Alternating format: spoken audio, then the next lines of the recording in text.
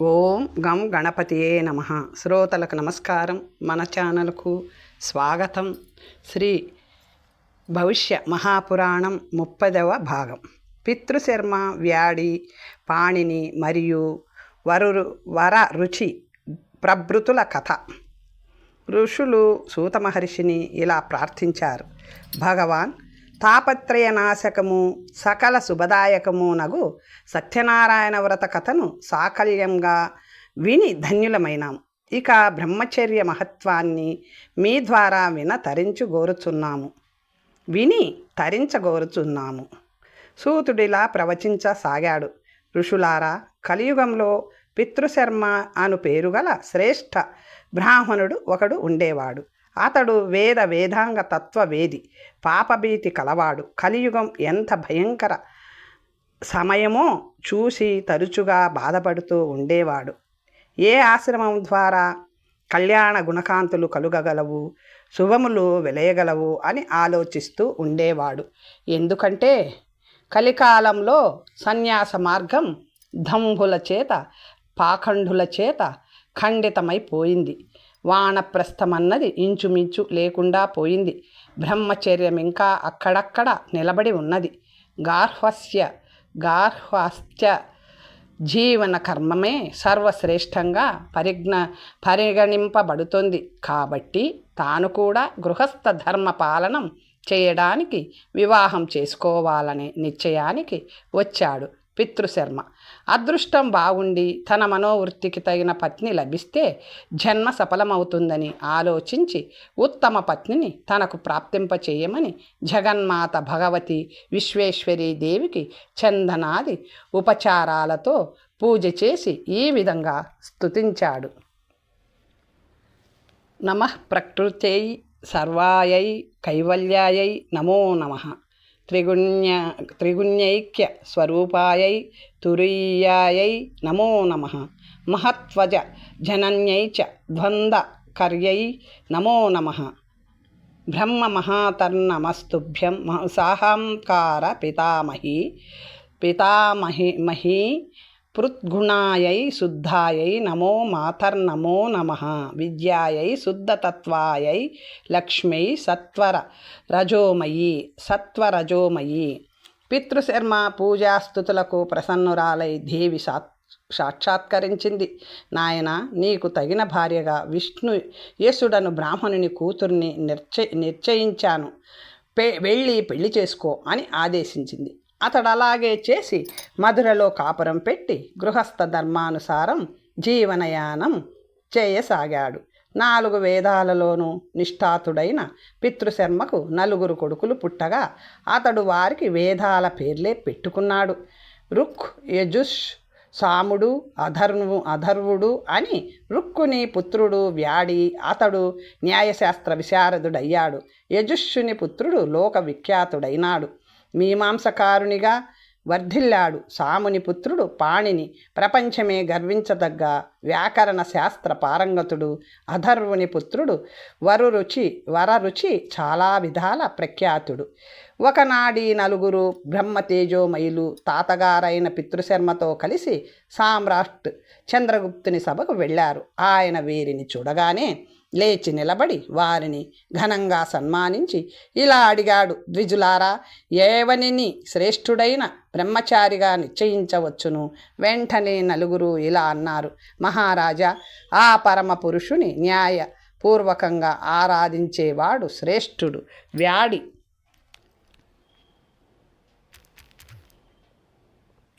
ప్రభో, యజ్ఞం ద్వారా బ్రహ్మాది దేవతలను తృప్తిపరుస్తూ రోచనాదులతో వారిని అర్చించి తర్పణాదులను సమర్పించే వ్యక్తియే శ్రేష్ఠుడు, మీమాంసుడు. రాజేంద్ర, ఉదాత్త, అనుదాత్త, స్వరిత స్వరాల ద్వారా కానీ పశ్యంతి మధ్య మారకములతో కూడిన వాణి ద్వారా కానీ శబ్ద బ్రహ్మనారాధిస్తూ లింగధాతు గణ మారకములతో కూడిన వాణి ద్వారా కానీ శబ్ద సమన్వితమైన స్తోత్ర పాఠాలతో శబ్ద బ్రహ్మను సంతుష్టిపరచగలవాడే శ్రేష్ఠుడు. పాణిని, ఓ మగధాధీశ, ఉపవీతుడై గురుకులంలో నివసిస్తూ దండకేశ నఖధారిగా నుండి విక్షార్థి అయి వేదాధ్యాయన తత్పరుడై ఉండి గురువాజ్ఞానుసారము ప్రవర్తించేవాడే శ్రేష్ఠుడైన బ్రహ్మచారి.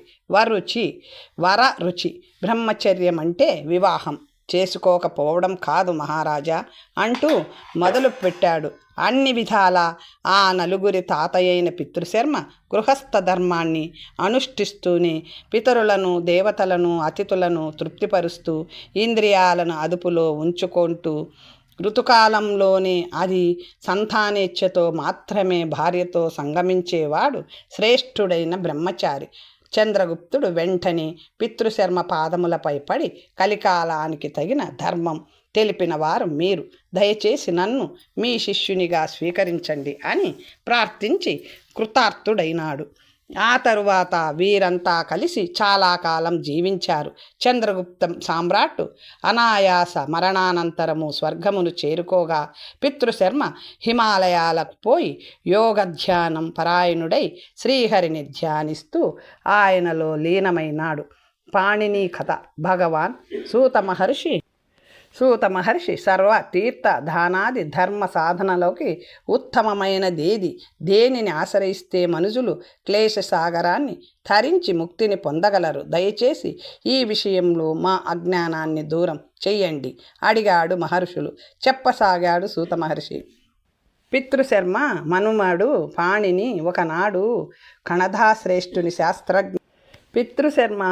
మనుమడు పాణిని ఒకనాడు కణదాశ్రేష్ఠుని శాస్త్రజ్ఞ శిష్యులతోడి వాదనలలో పరాజయం పొంది ఆ ఊరిలో ఉండడానికి సిగ్గుపడిపోయి తీర్థాటన నెపంతో వెడలిపోయాడు. తన దారిలో తగిలిన అన్ని తీర్థాలలో స్నానం చేస్తూ దేవతలకు, పితరులకు తర్పణాలిస్తూ పోతూ కేదారక్షేత్రం చేరాడు. అక్కడ తృప్తికరంగా జలాన్ని సేవించి శివధ్యాన తత్పరుడై ఉండిపోయాడు. ఆకలి వేసినట్లనిపిస్తే కనిపించిన ఆకులు నోట్లో వేసుకొని నీరైనా ముట్టుకోకుండా 1 వారం రోజులు శివధ్యానం చేశాడు. వారాంతంలో సంతృప్తికరంగా నీటిని త్రాగి మరలా ధ్యానంలోకి వెళ్ళిపోయాడు. ఈ మారు ఆకులను కూడా విసర్జించి నీరు మాత్రమే స్వీకరిస్తూ 10 రోజులు ధ్యానంలో గడిపాడు. ఆ తరువాత ఆ నీటిని కూడా త్యాజించి మరో 10 రోజుల పాటు శివధ్యానంలో ఉండిపోయాడు. చివరికి 28వ రోజు శివుడు సాక్షాత్కరించి, భక్త వరం కోరుకో అన్నాడు. పరమశివుని వాణిని వినగానే శరీరం గగ్గుర్పొడిచి కనులు తెరిచాడు. పాణిని సర్వేశ్వరుడు, సర్వలింగేశుడు, గిరిజావల్లభుడునైన ఆయన అమృత స్వరూపాన్ని వీక్షించి అప్రయత్నంగా కనుల నుండి అశ్రువులు జారుతుండగా ఇలా శివుని స్తుతించాడు పాణిని. నమో రుద్రాయ మహతే సర్వేశాయ హితైషిని నందీ సంస్థాయ దేవాయ విద్యాభయకరాయ చ పాపాంతకాయ భార్గవాయ నమో నమః. నమో అనంతాయ వేదసే నమో మాయ హరేశాయ నమస్తే లోకశంకర దేవేశ. నాకు మూల విద్యను, పరమశాస్త్ర జ్ఞానాన్ని ప్రదానం చెయ్యండి అని కోరుకున్నాడు పాణిని. అప్పుడు మహాదేవుడు పరమ ప్రసన్నుడై ఆ ఈ ఊ ఉన్ ఆది మంగళకరములైన సర్వవర్ణమయ సూత్రాలను అతనికిచ్చాడు. జ్ఞాన సరోవరంలో దిగి సత్యజలంలో శ్రద్ధగా స్నానం చేస్తే రాగద్వేష మలం పూర్తిగా తుడిచిపెట్టుకుపోయింది. దిగి కడుక్కోబోతుంది. ఆ మానస తీర్థాన్ని అవగాహన చేసుకున్న నాడే అవగాహన అంటే స్నానమని కూడా అర్థముంది. అన్ని తీర్థస్నానాల, అన్ని విద్యాశాలాల అవగాహనాల ఫలం పూర్తి దక్కుతుంది. బ్రహ్మని సాక్షాత్కారం చేసుకోగలిగే శక్తి విద్యకుంటుంది. ఈ మానస జ్ఞానమనే సర్వోత్తమ తీర్థాన్ని నీకు నేను ప్రసాదిస్తున్నాను. ఓ పాణిని, నీ జన్మ సఫలమై చరిత్రలో నిలిచిపోతావు అని ఆశీర్వదించి పరమశివుడు అంతర్ధానం చెందాడు. పాణిని సంతోషంగా ఇల్లు చేరాడు. సంస్కృత భాషకు ఒక సమగ్రమైన శాశ్వతమైన వ్యాకరణాన్ని సూత్రపాఠ, ధాతుపాఠ, గణపాఠ, లింగసూత్ర రూపభాగాలలో నిర్మించి పరమపదాన్ని చేరుకొని ఈనాటికి పూజలు అందుకుంటున్నాడు పాణిని. వ్యాకరణవేత్తలైన పాశ్చాత్య భాషా పండితుల చేత కూడా, ఓ భార్గవ శ్రేష్ఠ, సౌనక, నీవు కూడా మహాపండితుడవు, సద్గ్రంథకర్తవు. మనోయజ్ఞాన తీర్థమంటే నీకు తెలిసే ఉంటుంది. కాబట్టి జనులకు ఆ అవగాహనను కల్పించు. సర్వోత్తమ తీర్థమైన గంగయే దాని నుండి పుట్టింది. గంగ కన్నా గొప్ప తీర్థం ఇప్పటికి లేదు, ఇక ముందు ఉండదు. భూపదేవ చరిత్ర ప్రసంగంలో శ్రీమద్భాగవత మహత్యం. సూత మహర్షి ఇలా చెప్పసాగాడు. సౌనక మహాముని, తోతాద్రిలో భూపదేవుడను బ్రాహ్మణుడు ఒక ఆయన ఉండేవాడు. ఆయన శ్రీకృష్ణ భక్తుడు, వేదాంగ పారంగతుడు. ఆయన గోపీ ప్రతిష్ఠితమైన బృందావన తీర్థానికి పోయి అక్కడ శ్రీకృష్ణారాధనను భక్తి శ్రద్ధలతో నిష్ఠగా చేశాడు. ఒక ఏడాది ఆ విధంగా తపించిన పిమ్మట భూపదేవునికి శ్రీహరి ప్రత్యక్షమై అతిశయ జ్ఞానాన్ని ప్రసాదించాడు. అజ్ఞానం వల్ల అతని హృదయంలో భాగవత కథ ఉదయించింది. శ్రీ సుకుడు ఆ జ్ఞానం వల్ల అతని హృదయంలో భాగవత కథ ఉదయించింది. శ్రీ సుఖ మహర్షి పరీక్షిత్ చెప్పిన ఆ సనాతన మోక్ష స్వరూప కథను భూపదేవుడు హరిలీలామృతమను పేరిట మరలా వర్ణించాడు. కథాకథనం పూర్తి కాగానే జనార్దనుడు భగవానుడునైన విష్ణువు భూపదేవుని ఎదుట సాక్షాత్కరించాడు. ఓ మహామతి, నీకేం కావాలో కోరుకో అని అడిగాడు. నమస్కారం భగవాన్, మీరు సంపూర్ణ విశ్వంపై అనుగ్రహ వర్షాన్ని కురిపించే ఆది మేఘులు. దేవ, పశు, పక్షి, మానవాదులు మీ నుండే ఉద్భవించారు. నరకంలో దుఃఖాలను అనుభవింపవలసిన ప్రాణులన్నీ ఈ కలియుగంలో మీ నామం జపమాత్రాన సుఖిస్తాయి. వేదవ్యాస మహర్షి రచించిన శ్రీమద్భాగవత జ్ఞానాన్ని మీరు నాకు ప్రసాదించారు. ఇప్పుడు నాకు భాగవత మహత్యాన్ని గూర్చి అవగాహనను ప్రసాదించండి. ఇదే నేను కోరుకునే వరం అన్నాడు భూపదేవుడు.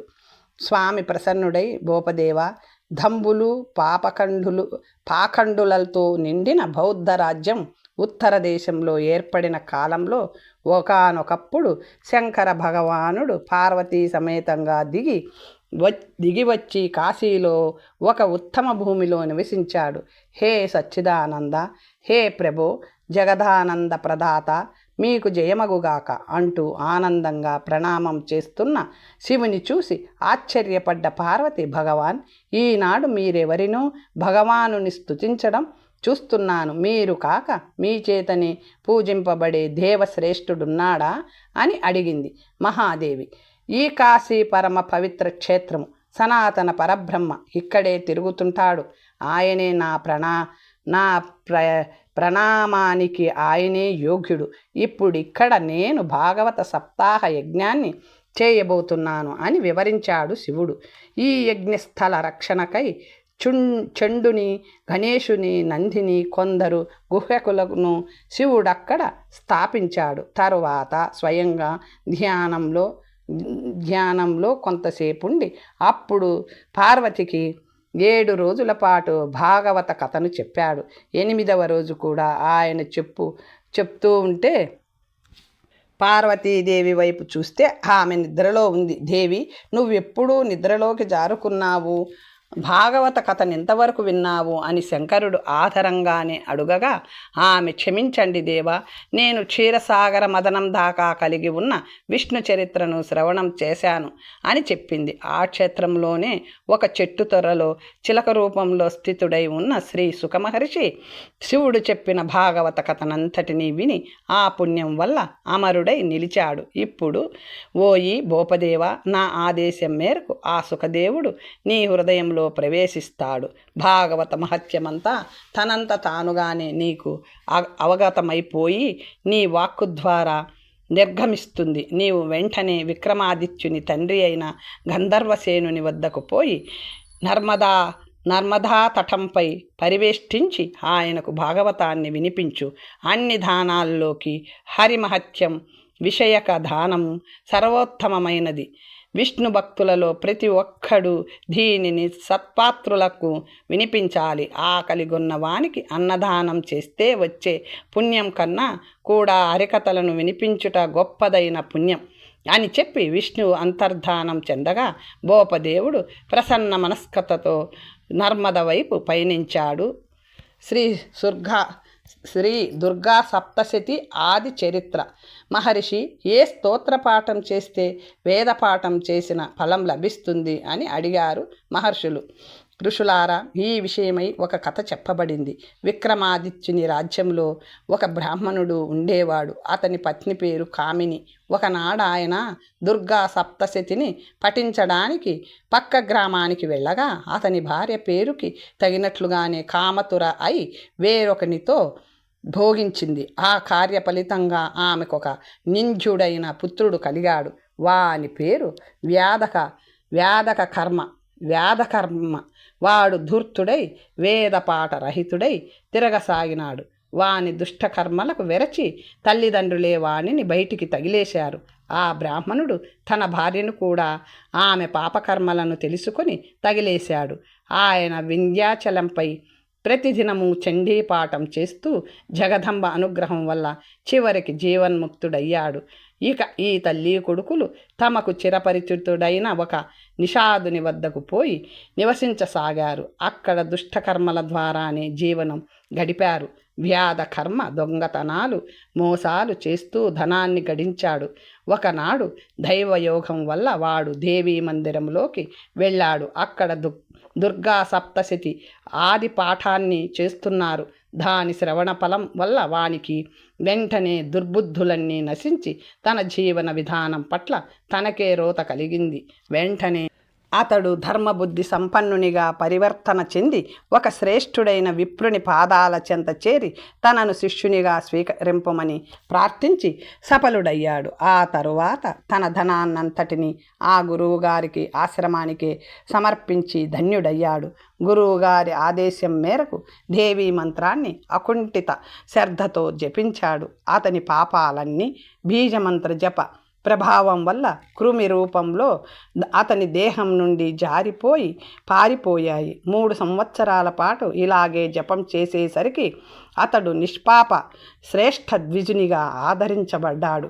అలాగే మంత్రజపాన్ని ఆది చరిత్ర పాఠాన్ని 12 సంవత్సరాలు చేసి గురువుగారి అనుమతితో అతడు కాశీ వెళ్ళిపోయాడు. అక్కడ రోచనాది ఉపచారాల ద్వారా మహాదేవి అన్నపూర్ణను పూజించి ఇలా స్తుతించాడు. నిత్యానందకరి పరాభయకరి సౌందర్యరత్నాకరి నిద్రూతాకిల పాపపావనకరి కాశీపురాధీశ్వరి నానాలోకకరి మహాభయహరి విశ్వంభరీ సుందరి విద్యాం దేహి కృపావలంబ నకరి మాతా అన్నపూర్ణేశ్వరి.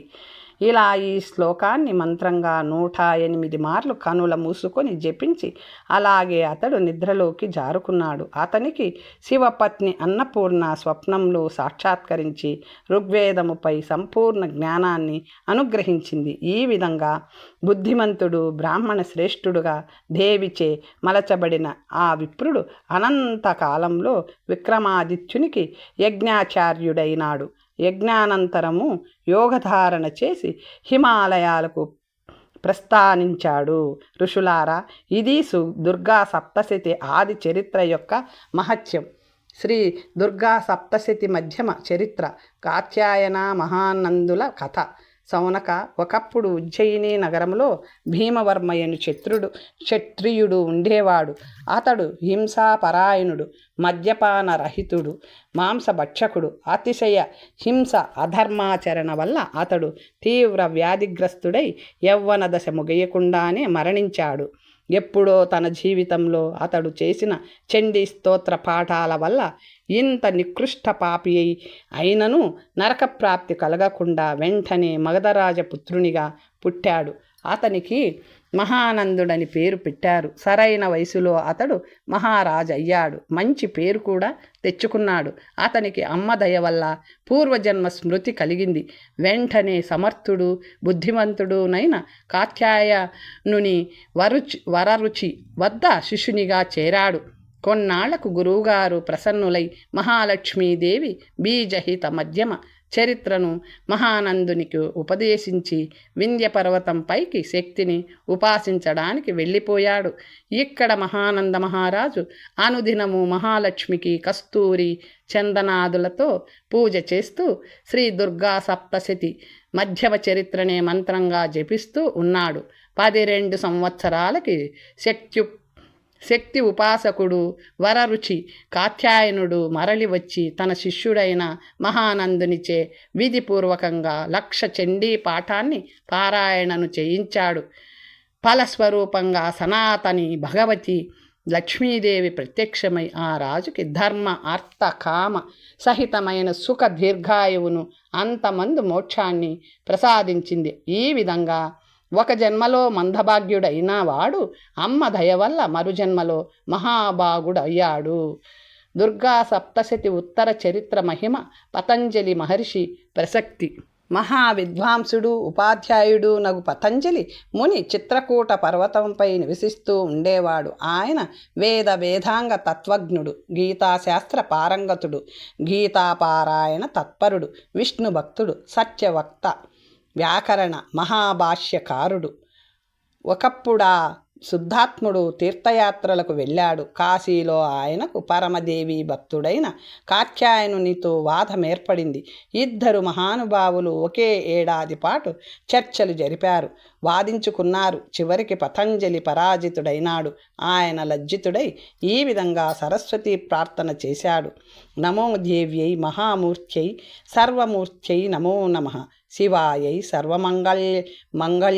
మాంగళ్యాయై శివ మాంగళ్యాయై విష్ణుమాయే చ తే నమః. త్వమేవ శ్రద్ధా బుద్ధిస్త్వమేధా విద్యా శివంకరి శాంతిర్వాణి త్వమేవాసి నారాయణీ నమో నమః.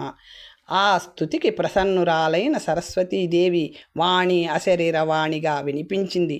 ఇలా విప్రశ్రేష్ఠ, నువ్వు ఏకాగ్ర చిత్తంతో నా ఉత్తర చరిత్రను జపించు. దాని ప్రభావం వల్ల నీకు సర్వజ్ఞత్వం ప్రాప్తిస్తుంది. ఓ పతంజలి, నీ బాధ నాకు తెలుసు.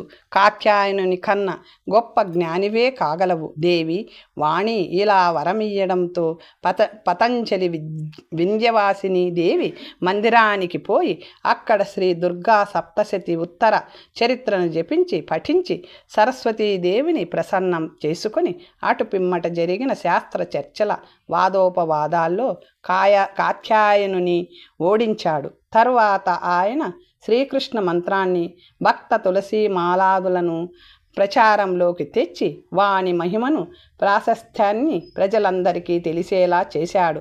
భగవతి విష్ణుమాయ కృపచే యోగాచార్యుడై చిరంజీవిగా నిలిచాడు. మునులారా, ఇది దుర్గా సప్తశతి వల్ల మానవజాతి ఉద్ధరింపబడుతున్న తీరు. అందరికీ శుభం జరగాలి. ఎవరూ దుఃఖితులుగా ఉండిపోకూడదు. ఎవరైతే పవిత్రులై ఈ కథలను ప్రతిదినము వింటారో వారికి ఉత్తమగతులు ప్రాప్తిస్తాయి అని చెప్పాడు సూత మహర్షి. ఈ ఖండము రామాంశ కృష్ణాంశలు అనగా అల్హా ఉదలుల చరిత్ర, జయచంద్ర పృథ్వీరాజుల వీరగాథలతో పరిపూర్ణమై ఉంది. ఈ అంశాలను జగనిక భట్టు గ్రంథాలలో కనిపిస్తాయి. దీనికి బుందేల్ఖండి, భోజపూరి ఆది మున్నగు ఎన్నో సంస్కరణ పూర్వక ప్రచురణలు వచ్చాయి. ఎన్నో భాషల్లో స్వల్ప భేదాల్లో బహుళ ప్రచారంలో ఉన్న ఈ కథలన్నిటికీ మూలం భవిష్య పురాణమే. ఈ కథలను లోకరంజన కోసం ఎంతో కొంత అతిశయోక్తిని జోడించి చెప్పడం జరిగింది. అంత మాత్రాన ఇవి చరిత్రలో లేవని అనడం సరికాదు. ఈ గ్రంథంలోని ఈ ఖండం ఈ చరిత్ర సారాన్ని దృష్టిలో పెట్టుకొని చెప్పబడింది. సౌనకాది మహర్షులు సూత మహర్షి సత్తముని ఇలా ప్రార్థించారు: పౌరాణికోత్తమ, మీ దయ వల్ల విక్రమాదిత్య చరిత్రను తెలుసుకోగలిగాం. ఆయన శాసనకాలం ద్వాపరయుగంలో లాగానే ధర్మ న్యాయ పూర్ణమై విలసిల్లినదని విని ఆనందించాం. ఓ జ్ఞాన బ్రహ్మ, మాకు శ్రీకృష్ణ లీలలను వినాలని ఉంది. దయచేసి చెప్పండి. సూత మహర్షి వెంటనే నారాయణం నమస్కృత్య శ్లోకం ద్వారా శ్రీకృష్ణార్జునులకును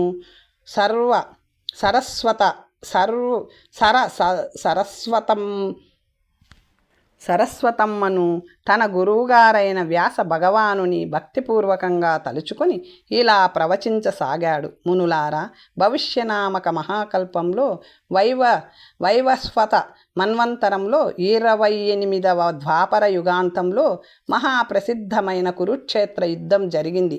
అందులో దుష్టులు దురభిమానులు నగు కౌరవులతో 18 రోజుల పాటు యుద్ధం చేసి సంపూర్ణ విజయాన్ని పొందారు పాండవులు. ఆ తరువాత అల్హా ఊదలు కథ మొదలయ్యింది. అల్హాఖండం ఉపక్రమం. ఋషులారా, చెప్పసాగాడు సూత మహర్షి, రాబోయే దుష్కాలగతి నెరిగిన వాడై కూడా శ్రీకృష్ణుడు ఆ చివరి రాత్రి యోగరూపుడు సనాతన దైవమునైన పరమశివుని మనసులోనే ప్రత్యక్షం చేసుకొని ఇలా ప్రార్థించాడు. శాంతస్వరూప, సకల భూతాదినాథ, కపర్తి, కాలకర్త, జగద్భర్త, పాప వినాశక రుద్ర, నీకు పునర్వందనాలు భగవాన్. నా కోరిక ఒకటే, నా భక్తులైన పాండవులను రక్షించండి.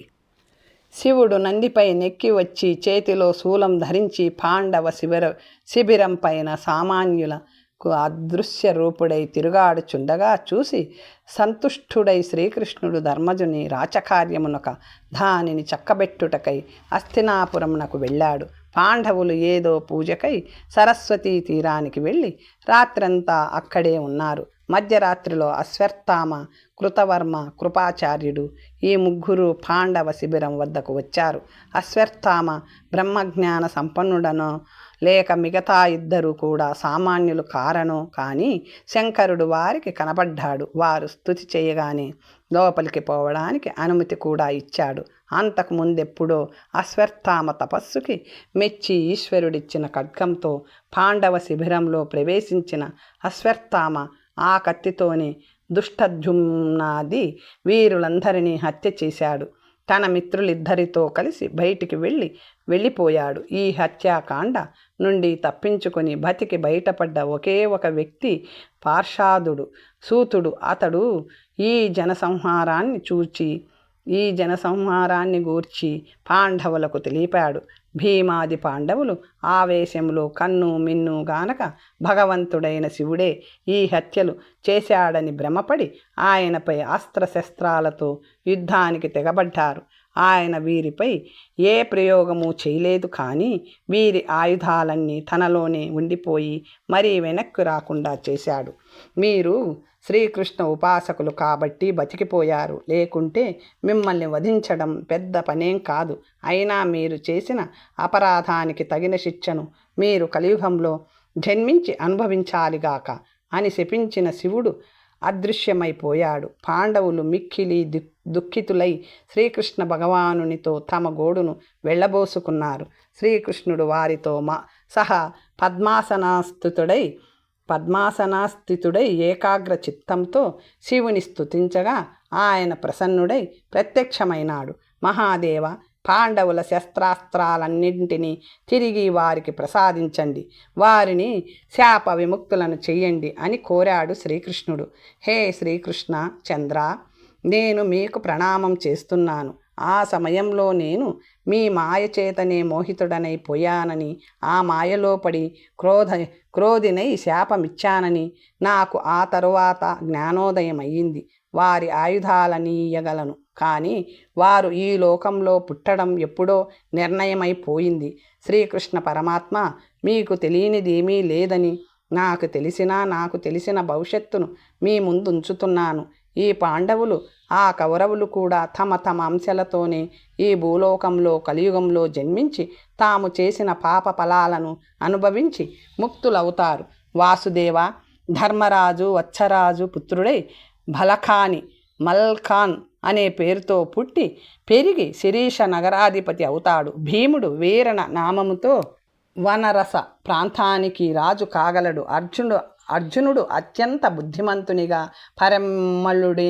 పరిమళుడను వాని ఇంట బ్రహ్మానంద నామంతో పుట్టి నా పరమ భక్తునిగా పెరుగుతాడు. మహాబలశాలి నకులుడు కన్యాకుబ్జంలో రత్నభానుడను వానికి లక్షణుడను పేర పుడతాడు. సహదేవుడు భీమసింహుడను వాని ఇంట దేవసింహునిగా జన్మిస్తాడు. ధృతరాష్ట్రుని అంశతో అజ్మీరులో రాజను వాడును వాని కన్యగా వేలయను పేరుతో ద్రౌపది పుట్టి ప్రసిద్ధి చెందుతారు. కర్ణుడు తారకుడు అను పేర జన్మిస్తాడు. అదే సమయంలో రక్తబీజుడను పేరున అవతారం కూడా భూలోకంలో ఉంటుంది.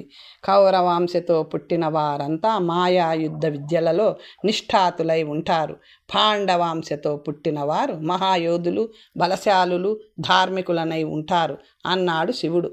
శ్రీకృష్ణుడు నవ్వుతూ, మహాదేవ, నేను కూడా ఆ కాలంలోనే మాయాదేవిచే నిర్మితమైన మహావతిపురంలో దేవరాజను వాని పుత్రునిగా ఉదయసింహుడను పేరిట మరలా దేవకీమాతకే జన్మించి పాండవులకు సహాయపడతాను. నా మరో హంసలో ఆహ్లాదుడను పేర గురుపీఠంగా జన్మిస్తాను. అగ్నివంశం నుండి వచ్చి ధర్మగ్లాని కలిగించే వారిని నశింపచేసి ధర్మ సంస్థాపన చేస్తాను.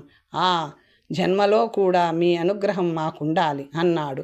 శివుడు మందస్మితుడై అదృశ్యుడైనాడు. శాలివాహనుడు యేసుప్రభువు.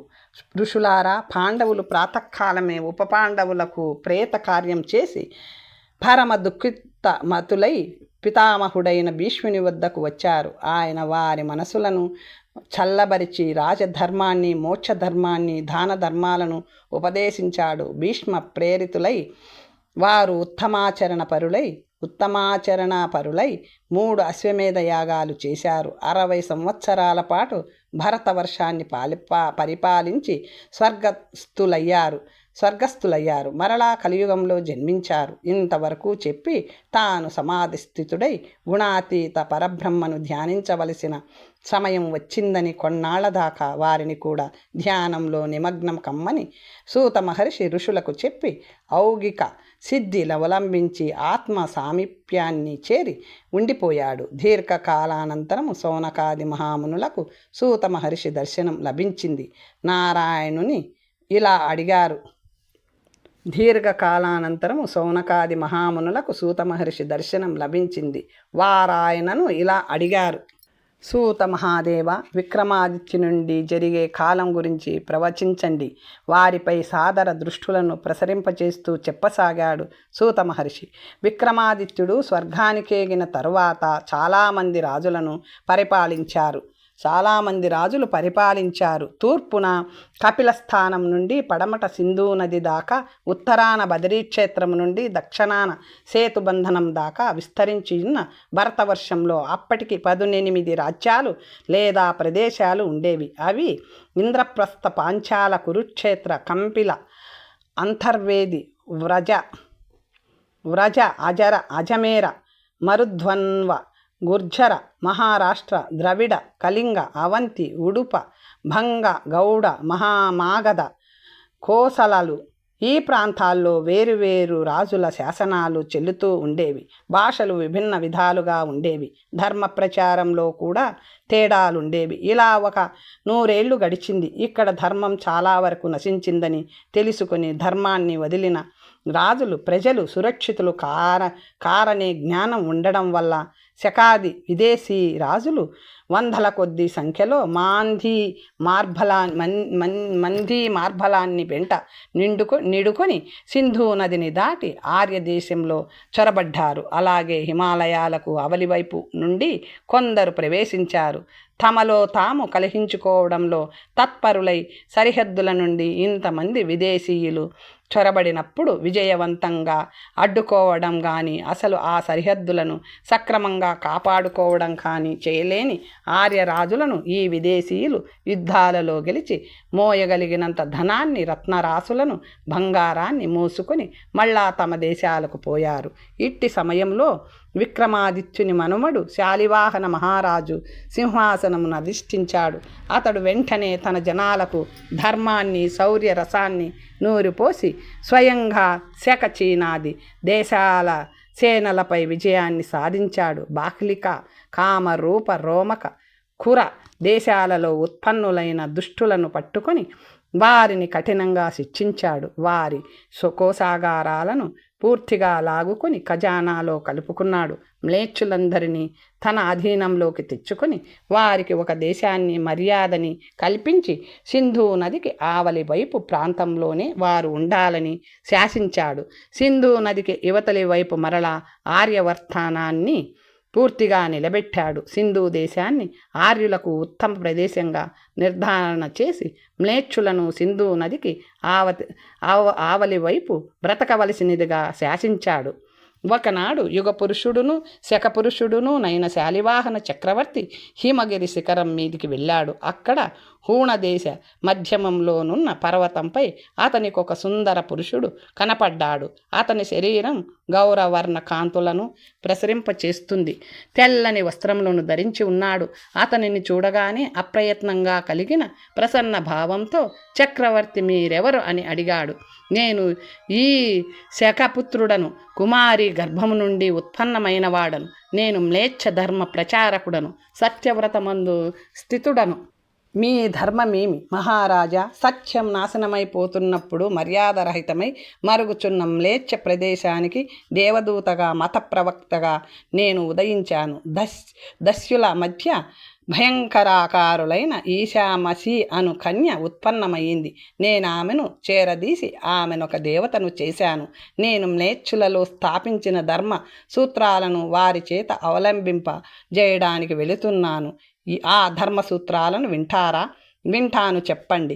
అన్నటికన్నా ముందు మనిషి తన మానస దైహిక మాలిన్యాన్ని సంపూర్ణంగా అవి నిర్మలమయ్యేదాకా తొలగించుకోవాలి. తరువాత ఇష్టదేవతను జపించుకోవాలి. వాణి సత్యాన్నే తప్ప వేరొక దానిని ఆశ్రయించరాదు. న్యాయసమ్మతంగానే జీవించాలి. సూర్యమండల స్థితుడైన పరమాత్మను ఏకాగ్ర చిత్తంతో పూజించాలి. ఈశ్వరుడే సూర్యుడు. సూర్యుడు అనిత్య భూతాల సారాన్ని 4 వైపుల నుండి ఆకర్షిస్తాడు. హే భూపాల, అందువలన ఆయన విలీనమైపోయాడు. కానీ నా హృదయంలో నిత్య విశుద్ధ కళ్యాణకారి అయిన ఈశుని మూర్తి స్థిరంగా ఉంది. కాబట్టి నన్ను కొన్ని భాషల్లో ఈసా మసీహ్ అని, కొన్ని భాషల్లో జీసస్ క్రైస్ట్ అని, కొన్ని భాషల్లో యేసుప్రభు అని అంటారు. బ్రాకెట్లు అనువాదకునివి. ఇది విని శాలివాహనుడు ఆ మ్లేచ్ఛ పూజ్యునికి నమస్కరించి తన రాజ్యానికి విచ్చేసి అశ్వమేధ యాగాన్ని చేసి 60 సంవత్సరాల పాటు రాజ్యాన్ని చేసి స్వర్గలోకమునకు చేరుకున్నాడు. తరువాత కథ వచ్చే భాగంలో తెలుసుకుందాం. నమస్తే.